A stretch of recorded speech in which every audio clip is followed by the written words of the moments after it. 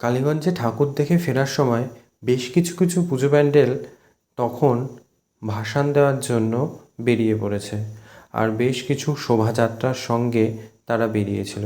কি অসাধারণ শোভাযাত্রা ছিল, তাই না? অনেক ধরনের লাইটিংয়ের ব্যবস্থা ছিল তাদের। আর এই যে বড় বড় লাইটিংগুলো ছিল, এগুলো দেখছেন, এগুলো অসাধারণ ছিল।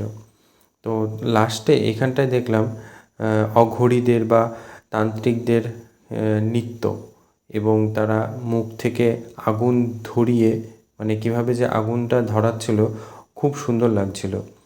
তবে একটা জিনিস কি, তেল ছড়াচ্ছিল খুব, মানুষের গায়ে এসে তেলগুলো পড়ছিল। এটা খুব বাজে একটা জিনিস, যে কোনো সময় বিপদ ঘটে যেতে পারে। তবে খুব সুন্দর নাচ করছিল তারা, তাদের উপস্থাপনা বা শোভাযাত্রাটা খুবই ভালো ছিল।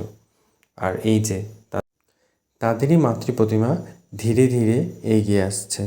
দেখুন কি বিশাল আকারের প্রতিমা, সুন্দরভাবে সুষ্ঠুভাবে ধীরে ধীরে এগিয়ে আসছে।